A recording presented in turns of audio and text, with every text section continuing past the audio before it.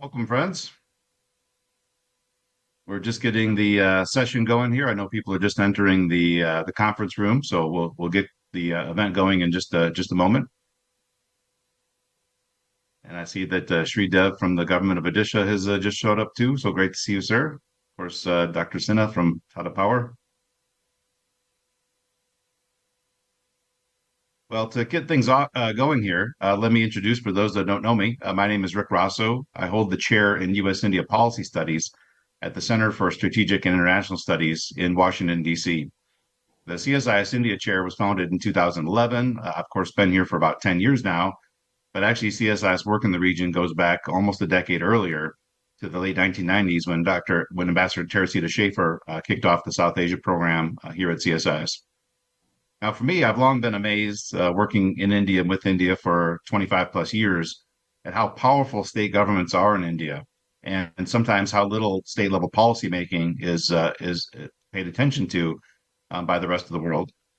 Today, my team is involved in over a dozen projects, most of which require a lot of tracking and engaging state governments in a range of programs, but a lot of those are really kind of centered on the energy and climate space, not surprisingly.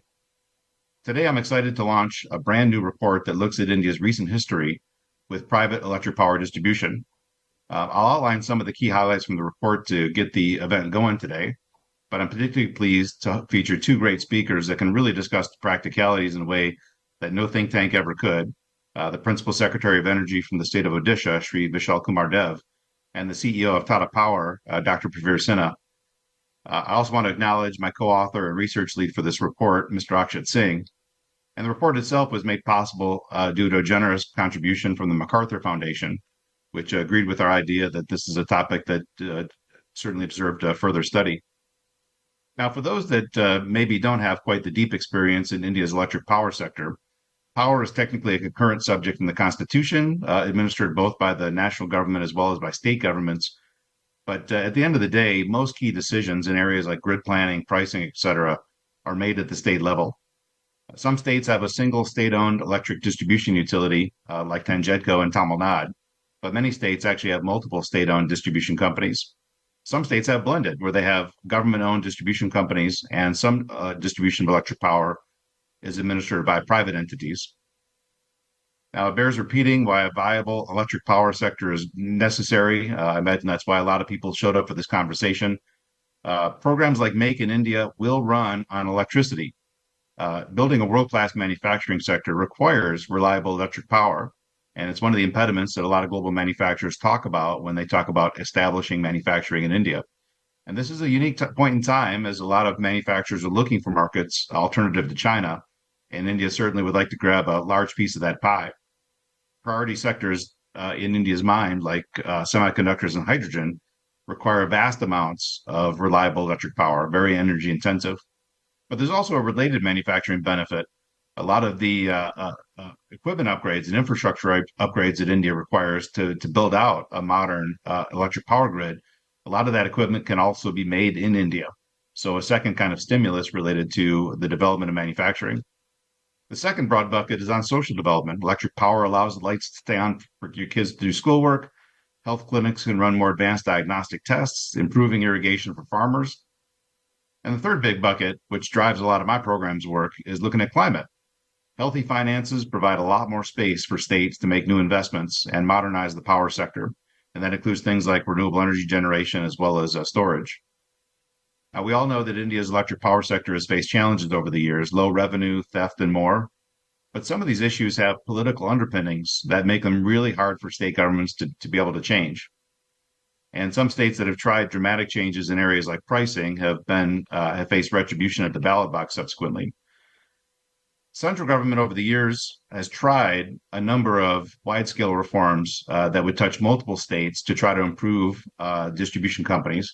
And this includes, going back to my early career at the U.S. India Business Council, the Electricity Act amendments, the Accelerated Power Development and Reform Program, the UDAY program by the Modi government, and more. But the impact to change, the ability to impact change at the state level with these programs can be uneven.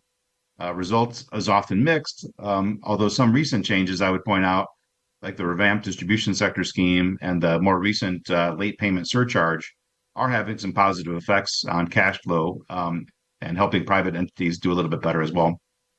So it's not all bad. There's actually been incremental progress, and some of these reforms have been more meaningful for some states than others.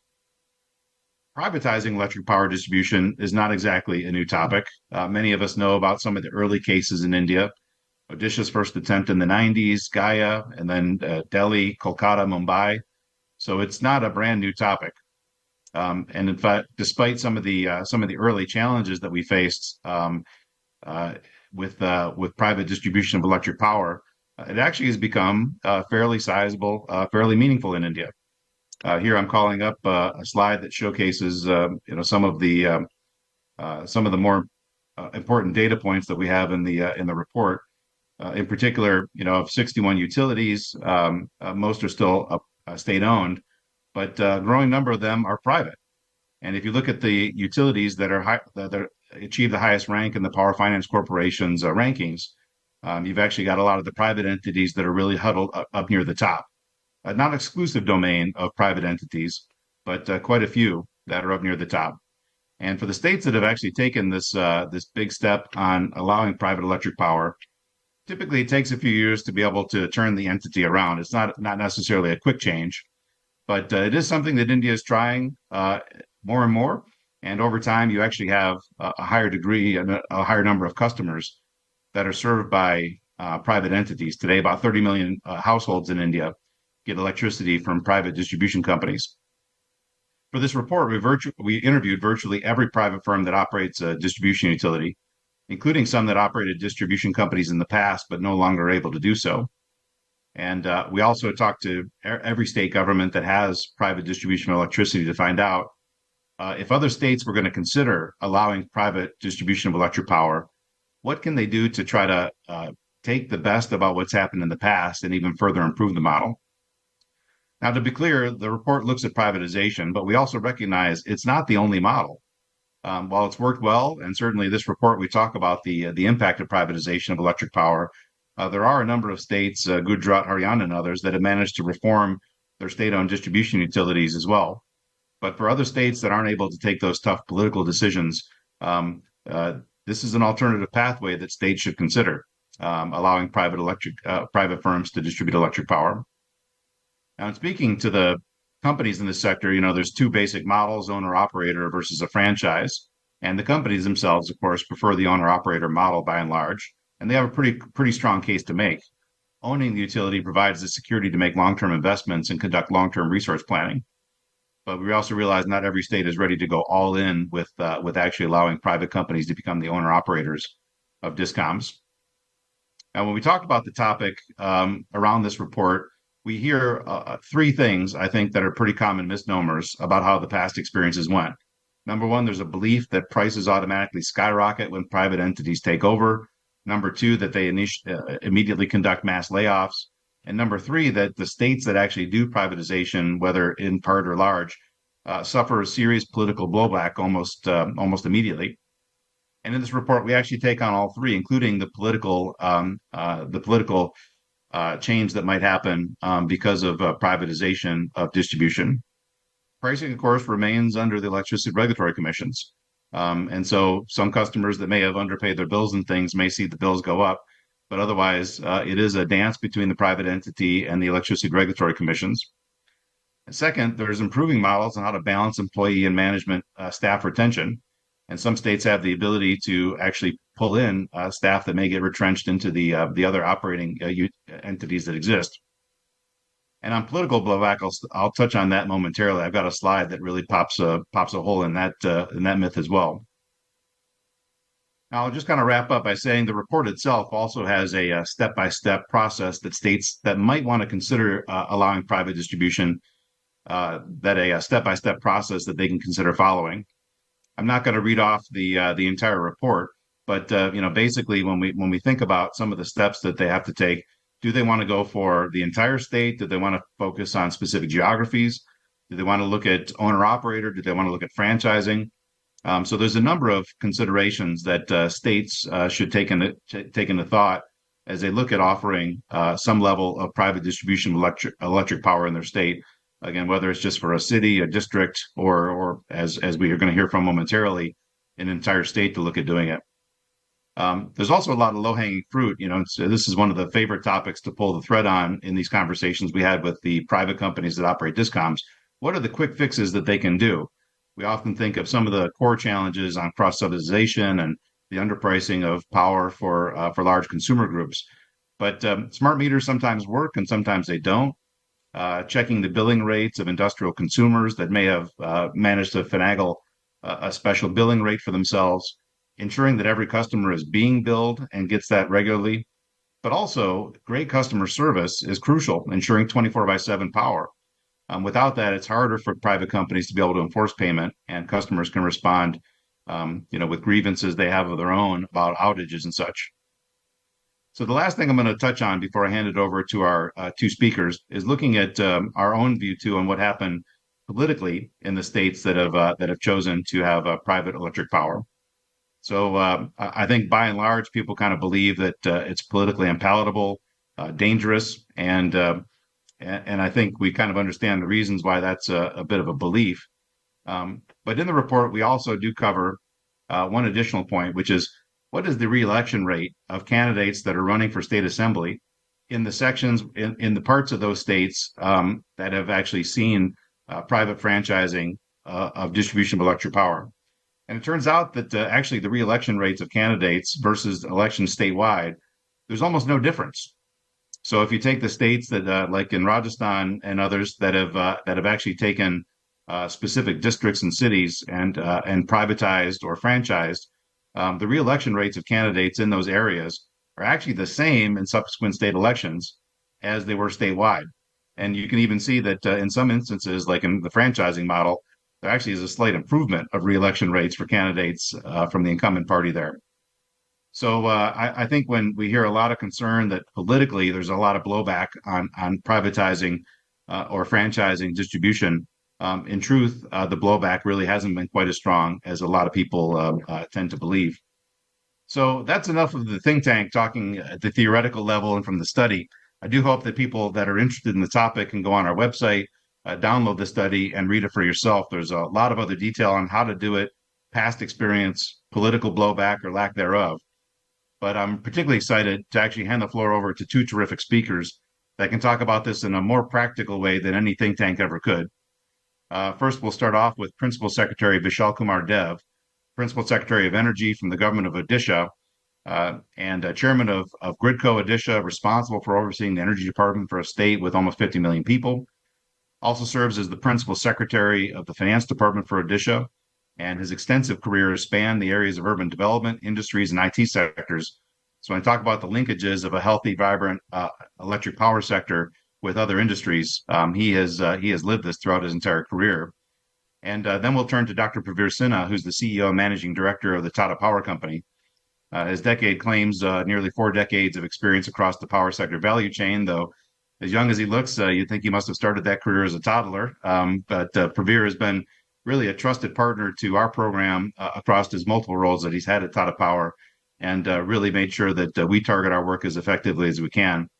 But let me first turn to Principal Secretary Dev. It's really great to have you here, sir. Look forward to your opening remarks, and I can't wait. Thank you, sir. Thanks, Richard.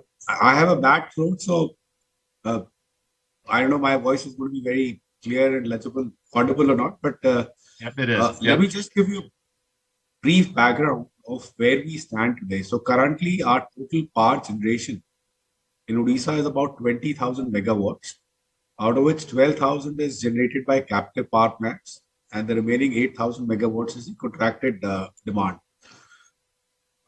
So our current mix is fossil fuel is about 72%, and non-fossil is about 28%.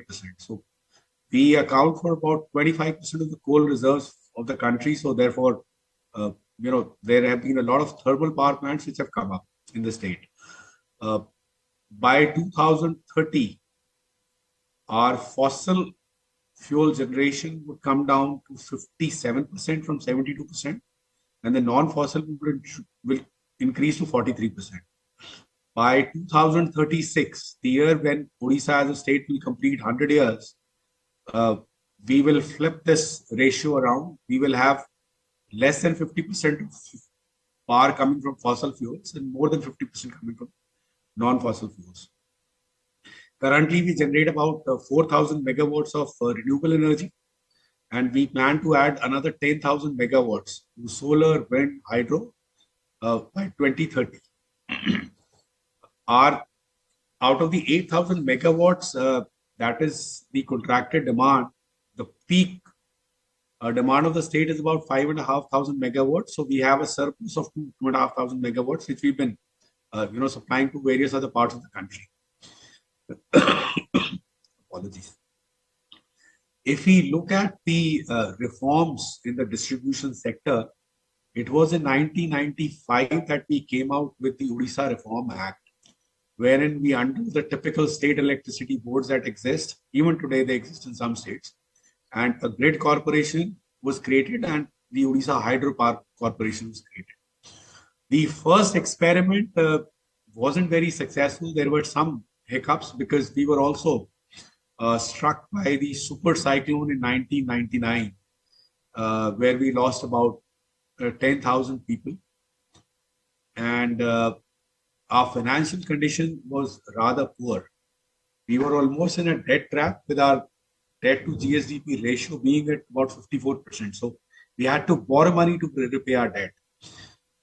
From then on till 2022, when we ended the year of 2021-22 with a revenue surplus of 43,000 crores, which is like 430 million rupees. It's been a long journey.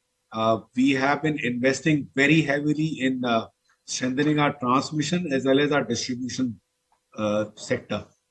We have a very solid network of transmission infrastructure throughout the state, with mostly 400 kV, several 400 kV transmission systems. And for the first time, we are going in for 4 numbers of 765 kV transmission systems at places where they are required. So we have several very large industrial areas, and there we've done a study of what our power requirement is going to be in 2036, 2040, 2047. And accordingly, funds are being invested on a very large and very significant scale into strengthening of the infrastructure. So just to, also since I look after finance as well, our capital outlay to GSDP ratio is one of the highest in the country today at 6.05%. So, and power sector assumes a lot of money is being pumped into the power infrastructure sector. So first phase when we privatized, it was, we had 4 discoms. One discom went to the AES, which is the American company, and there were 3 discoms which went to BSES. In 2005, unfortunately, AES left, and the BSES license had to be revoked in 2015. Thereafter, we were managing with some arrangements made by a regulatory commission. And in 2020, we again privatized, and all the 4 discoms, distribution companies, are now managed by Tata Power, with 51% owned by them, 49% owned by us. The experience of the last 3 years with Tata Power has been excellent. The AT&C losses have come down from about 28% to 18%. All the 4 discoms. For the first time, we have distribution companies in the state making profits. And the capital expenditure part is jointly funded by the Tata Power as well as by us. And the customer service is improving, the reliability has improved, and we now have cost-reflective tariff. So all in all, so far, we've had a very pleasant and a very good experience of privatization for the last 3 years. There are certain areas of improvement as we go along, but we are hopeful that the sector will improve, and so will the customer satisfaction. Great. That's all that I had. Good to hear. Yeah, well, it's good to hear. Of course, teeing up an event like this, you're hoping that the news isn't bad.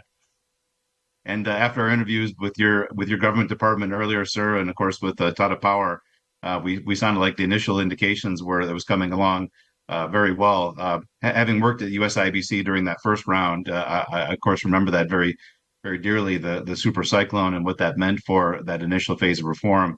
And the fortitude for your government to go back and do it again and do it better is very exciting to see. And of course, your partner in this, Dr. Sinha and Tata Power, the floor is yours, sir. Thanks again for taking the time to join today. So, thank you, Rick, for having me for this event. At the outset, I would like to compliment you and Akshat for an excellent report on the India's private power sector market. I think it's phenomenal. The 59-page report gives a very comprehensive view of what are the challenges for the power sector in India, how it is growing, and how these challenges needs to be met if universal access of energy and good quality service of energy has to be given to the people. Uh, I think Mr. Vishal Dev gave an excellent background of how Odisha has transformed from the first experiment of distribution reforms way back in 1995 and how they came back in 2020 and the new reform that has been done by Odisha is actually a path breaking and is a good example as to how states should move towards getting private companies to come and support them in distribution. And I always believe that this is a public private partnership as a public utility. It is not just a responsibility of the government or the private company, but it's a joint responsibility because at the end of the day, you provide access to electricity to everyone. It's the industries, it's the commercial establishments, it's residential users, people in urban areas, people in rural areas, and you cannot discriminate in terms of the quality of service. And that's why it's very important to have a very good balance between the best of the private sector that comes in and the best of the government sector, wherein they work in tandem and support the quality of service and the quality of power that can be supplied. I think the experience that we also have in last 3 years is phenomenal. The type of work that has been done, but just to take you a little, give you a little background as to how this whole thing happened. The whole exercise of privatization was done through a bidding process, and the bid process was run by the regulator, wherein there were certain criteria under which the bidding was done and Tata Power bid for all the four discoms. There were other bidders also, and fortunately, we were able to win all the four discoms in Odisha. It was a very daunting task, to tell you very frankly. Area of nearly 150,000 square kilometers. We ran Delhi distribution, which was 510 square kilometers. So to envisage and say that we would do it in such a large area was very, very tough. Many a times I had sleepless nights wondering what am I getting into, whether we will be able to do it right or not, and we should not go and commit something and underperform. So huge pressure, but I think jointly with the government of Odisha, we have been able to step by step bring about the changes and improvements. Uh, we also had, unfortunately, the impact of COVID. And I remember the first discom that we took over was on 1st of June 2020, which is peak of COVID. And I remember the then chief secretary telling me, if you are not able to get the flights, you drive down from Mumbai or Delhi, and I will arrange a pass for you to travel across the states. But fortunately, we were able to do, and I was there when we took over, and our teams worked together. And mind you, you mentioned about that one of the biggest concerns is that what happens to the people who were working. And we ensured that everyone who was working over there were something like nearly 5,600 employees who were there in Odisha Discom, in the central Discom. They all continue to work over there, and we have not only continued them, but giving them better services, better empowerment, better training, better facilities, so that they can do much better job and deliver better service. Similarly, many of the things that we started, and we fortunately had some breathing time before we took over, and we could do a very good planning in terms of. So, nearly 6 months before the takeover, we started planning everything. What we need to do in safety, how do we ensure that safe work practices are brought, how do you provide the training to the people, not only your own employees, but also to the outsourced employees, and what sort of equipments, the PPEs that you need to arrange to ensure that the work is done in a safe manner, what sort of ERP system you need to implement, what sort of technology you need to implement in terms of the SCADA and the automation that needs to be done. Similarly, what sort of network related activities that you need to carry out to see that the reliability and the SID/SAFE improves. What sort of customer service we need to do it, not only in terms of the customer relationship management, but also in terms of the look and feel of the customer care centers. How do we improve that and make them contemporary so that the customer gets a different feel when they go to these new customer care centers, and they feel that they are being heard and their issues are getting resolved. So I think a whole lot of activities was being carried out. Of course, the space, the number of consumers are more than 9 million. We again, for us, covering all that right across the state, in cities, in villages, in semi-urban areas is a challenge, but we have been able to cover them. There were a lot of issues about various things, but I think what is important is that we were all on the same page, whether it was the government or it was Tata Power or it was all the employees. They all supported in this action because they have been there for last so many years, and everyone has been supporting. We took another two discoms on 1st of January of 21 and the fourth discom on the 1st of April. And since then, there has been a lot of improvement. Mr. Vishal Dev mentioned that from a loss level of average of about 28%, it's now down to 18%. Some places it was little more because it just, when we took over, COVID was impacted. It actually went in few places to 35, 36. But we have been able to bring down the losses. There's also a great awareness and expectation which has happened from all types of consumers, including industrial consumers. So many of the industrial consumers who were earlier looking at generating their own power moved to the discom power supply because the quality of supply improved, the services improved, the availability of power is never an issue in Odisha with installed capacity of nearly 8,000 megawatt, which is allocated for the discoms. So the peak is still 5,500. So there's still room for more of this consumers to move into the discom power supply. And I think the way the whole thing is structured, in next 1 or 2 years, we will be able to provide world-class service to all the consumers. It takes time to reach out and make the improvements in the network and the quality of service. But I think we are on the right track, and directionally now we will be in a position to give them the service what you get in Washington DC or you get in any other developed city globally. So I think this has been a great experience for us. We've never done work in rural power distribution, and incidentally, none of the private companies in the country had done that sort of work. For us, it was a new learning that when we went to Odisha. But I think we have come out much stronger, much better, and much better appreciation of what needs to be done, not only in terms of service, but also at the cost that it can be provided.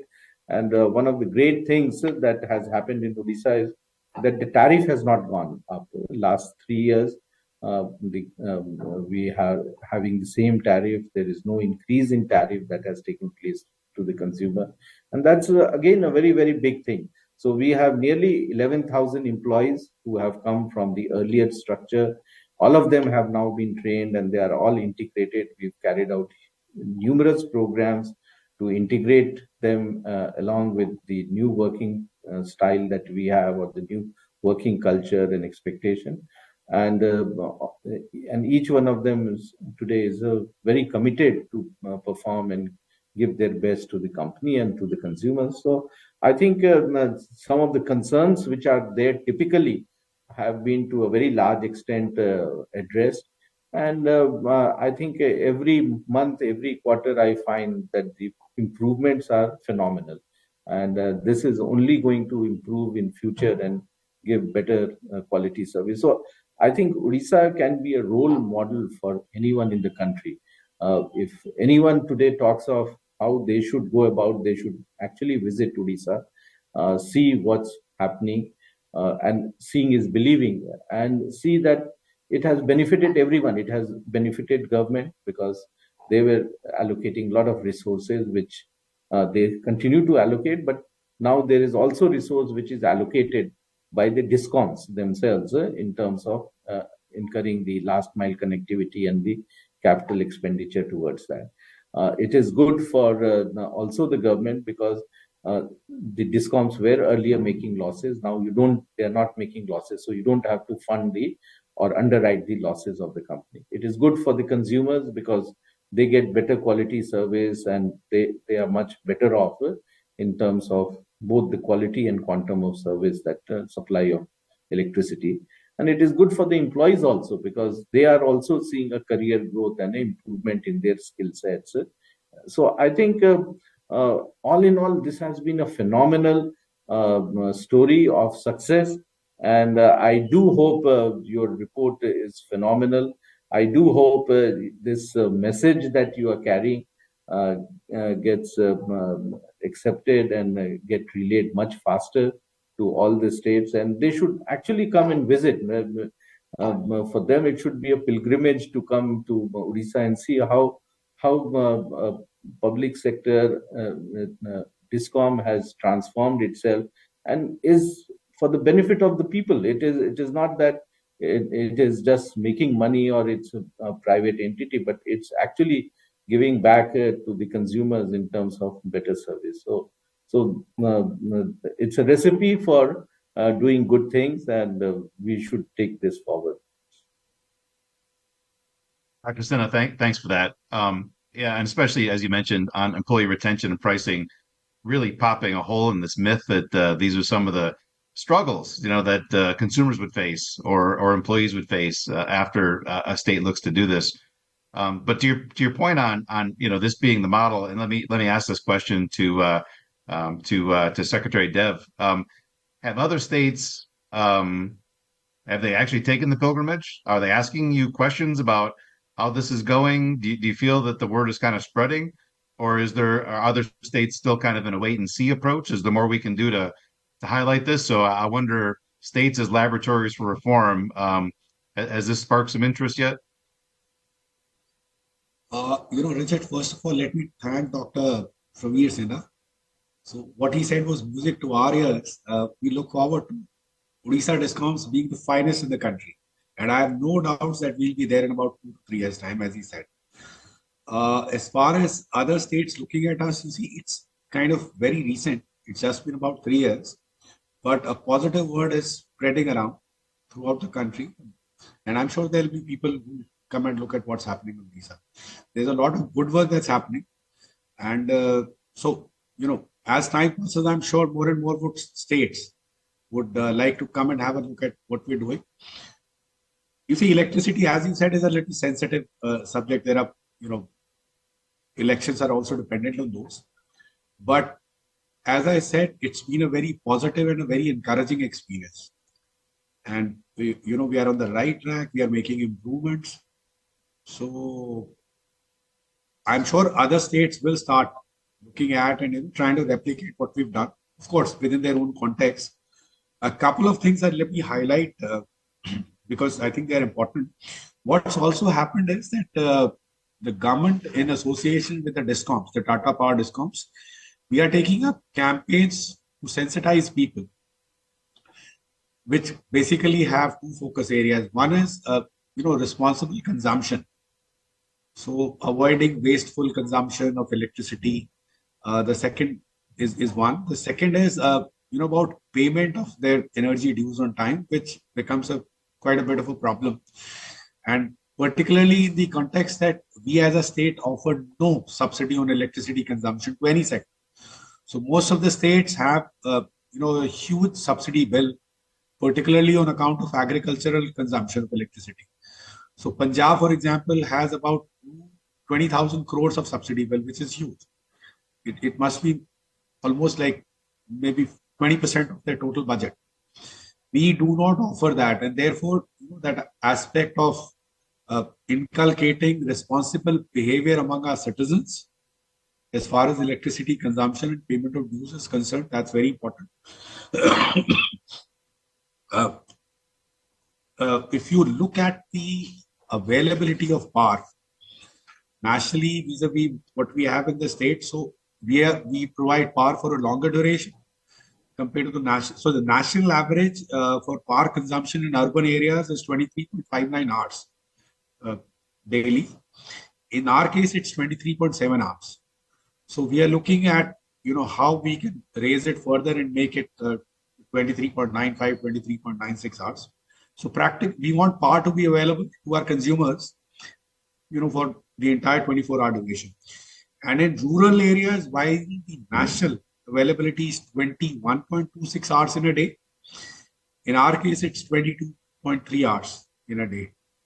And if you look at the time period between 2000 and 2022, when the period around which we started reforms and where we are now, a couple of figures stand out. One is the number of consumers has gone up by almost 6 times, from 1.5 million to about 10.2 million. The contracted capacity was about 1600 megawatts way back in 2000. It now stands at 8,000 megawatts. What's very heartening is that in 2000, our AT&C losses were 57%. And as I mentioned earlier, it's come down to 18% now. The most striking figure is in 2000, only 18%, 18% of our households were electrified. They had electric connection. Today, it stands at about 99%. So in about a year's time, we will ensure that 100% of the households in Odisha have electricity connection. The peak deficit has been brought down to 0. And our number of distribution transformers in the state has gone up by 7 times, from 40,000 to 284,000. So all in all, a lot of improvement from the government side, and very recently from the side of Tata Power. So it's a good story, I think. A good story which we need to share, and maybe we plan to join hands with you to spread the good word around. Part of the report launch, I'm in Delhi right now, and the rest of the week and the next 2 weeks, I'm going to be going to some states that haven't yet done private electric power and briefing them on the report too, to see if it sparks some interest. So maybe I'll share your name and your WhatsApp with some of your colleagues in case they want to ask some pointed questions. For Dr. Sinha, we with our audience too, a lot of attention on India's climate goals and climate targets. And Tata, of course, is not just in Odisha for distribution, but Mumbai and Delhi and other places. You also do generation. So, here you are running discoms around the country, and you hear new targets: 450 gigawatts of renewable energy by 2030, 500 gigs of non-fossil fuel, et cetera. How does that translate into your own planning exercise when you think about, the places that you run, the power that you buy, the power that you generate? So I wonder if you could talk to us for a private entity when you hear these big announcements by the national government. Maybe they're going to a COP summit or something like that. What does that mean for you the next day when you wake up and you see the announcements? How does that change the way you think about your own grid, either from the distribution or generation side? So that 2 comments on this. The first is that the demand of power in the country is growing at a very rapid pace. We have seen in last 2 years the demand has been growing at a CGR of something like 9 to 10%, both in terms of peak demand as well as in terms of energy. In Odisha, it has actually grown much faster. It has grown actually by 20% last year. And we expect that with the type of availability that has increased over a period of time, this will continue to grow, and we need to be ready for this sort of growth. Now, Mr. Dev clearly mentioned that right now Odisha has 4,000 megawatt of green energy, and another 10,000 will get added by 2030. So the new demand that is growing will be catered by the clean energy resources. So it actually comes into the pool, and it will cater to the new requirement of energy that will come, and this will primarily be from the renewable. And same is the case in the whole of the country, where we are looking at our present installed capacity is 426 gigawatt. We are looking that this will double by 2030, and that means that the new capacity that will get added will primarily be the renewable energy that will get added.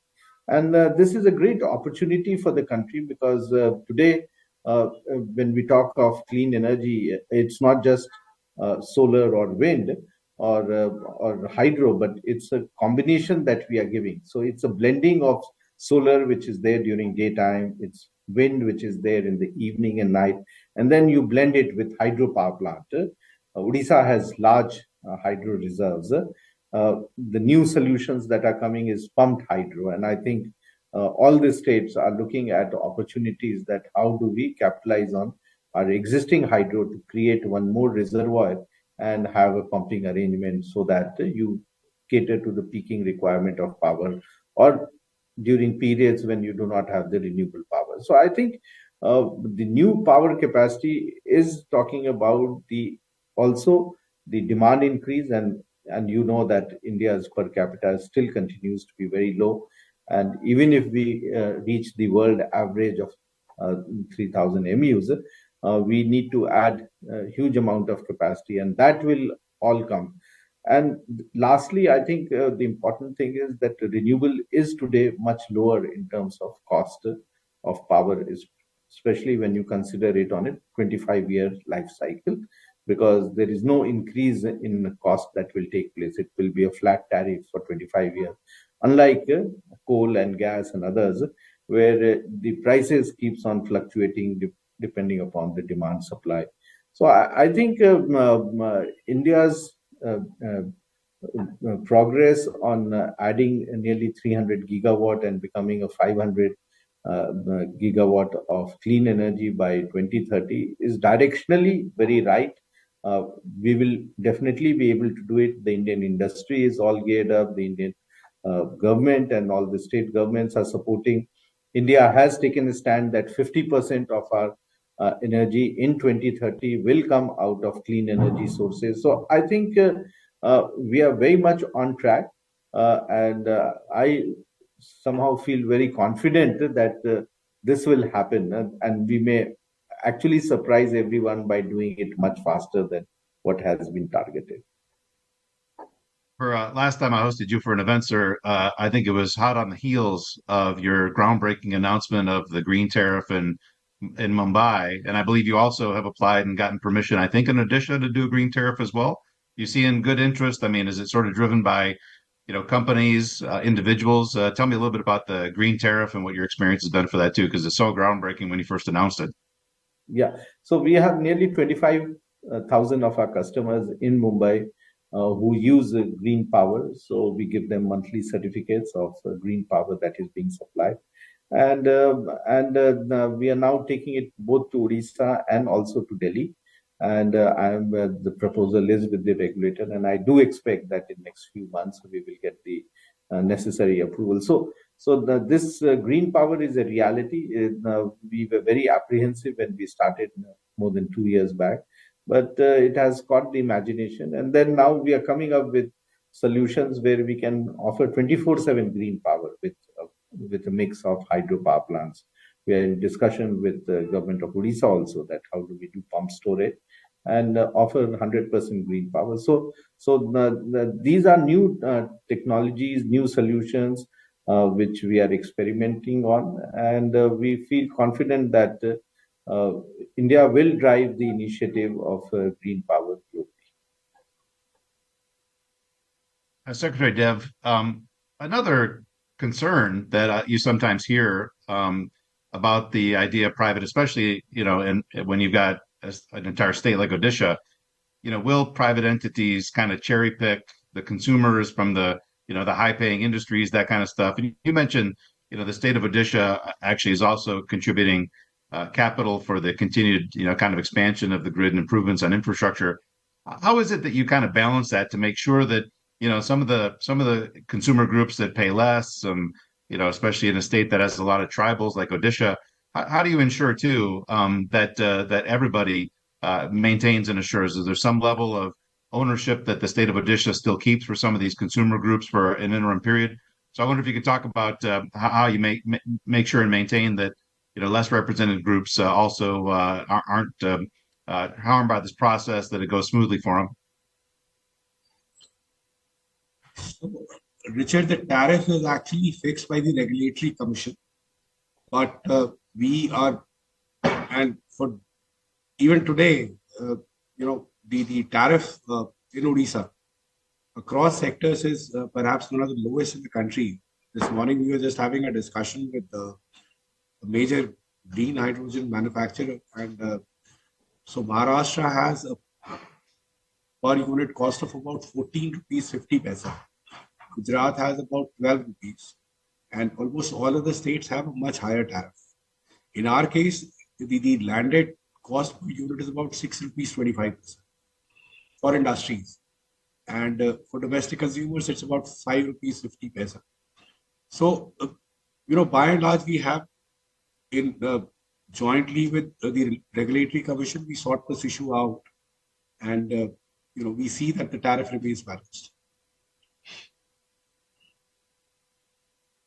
One last question I think I've got, and this goes to you again, Dr. Sinha, is all right, let's just say like a report like this or the experiment that Odisha and Tata Power have been able to undertake triggers a revolution. Tomorrow, 8 other states talk about privatizing in total or in major urban areas. Talk to me a little bit about what's the size and scale that India can accommodate. Are there enough managers if you had to really build out Tata Power distribution in multiple states simultaneously?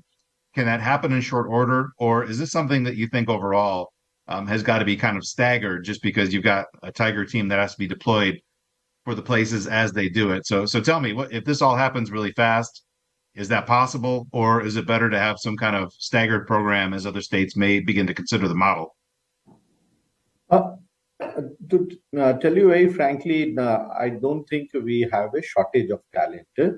And just to give you an idea, that when we took over Delhi discom way back in 2002, we at that time also took nearly 5,000 employees of the erstwhile DESU. And over the period of time, they were trained and they continue to work with us now. We still have nearly 1,500 of those employees working with us. And many of them have been trained. Many of them have actually been deputed to Odisha and are now part of the reform agenda that is being done over there. So they are experts in that. Similarly, in Odisha, we have now 11,000 employees who we took over when we took over are working with us, and they are now all getting very empowered, and they are getting very skilled in the new way of running distribution company. That's a great asset that we have. And if we have to say go to some other state, many of these people will get opportunities to go and work in other states and bring about the change and the reform, because they have done it with their own hands. They know exactly how they went about bringing about the change in Odisha. So I think we will have a challenge if many of them come simultaneously, but I think we have been able to build up a great bench strength. And also, the second issue is it's not that the existing discom employees are not aware of it. It's just that for whatever reason, they somehow do not get upgraded in terms of the technology, or their skill sets are not upgraded. But it's a matter of days or months that we were able to bring them up to speed.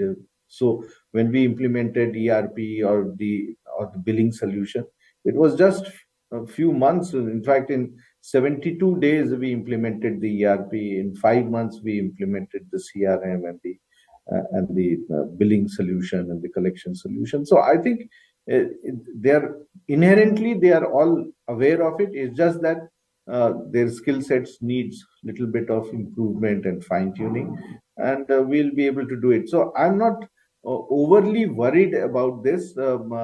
If there are more states who come up, we'll be able to support, and we do support now also.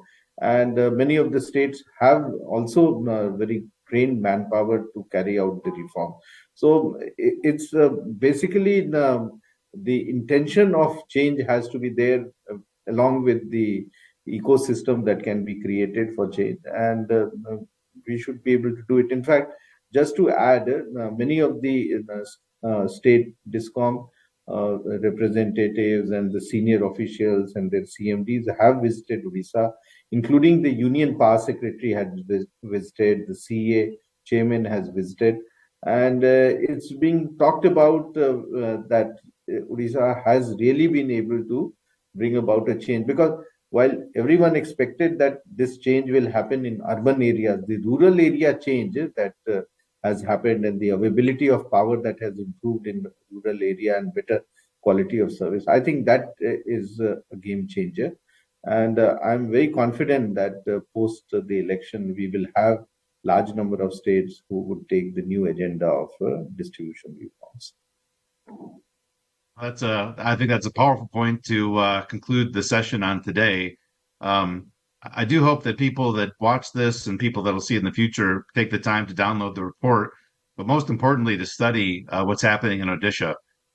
It's not talked about, I think, nearly enough. It's one of the reasons we wanted to highlight. But in my opinion, this, along with GST, are the two biggest reforms that India has seen in the last decade. For a state to go to this level and partner with a great private sector partner like Tata Power is very exciting. So, Principal Secretary Dev, thanks for joining. Pravir, it's always terrific to see you. Sorry for keeping you so late into the evening here, but it's terrific content. Your experience, I hope, will be path breaking for other states that might want to consider the same. Following this model is critical if you want to attract new industries for manufacturing, if you want to improve people's daily lives, and for India to be able to successfully hit a lot of its climate commitments. This great collaboration between private entities and state governments, it's a great model, and hopefully others will follow suit. So thanks to both of you for joining today. Thank you very much, and thank you to all. Thanks. Thank you so Dev. Thanks for joining, even despite the sore throat. You sounded terrific.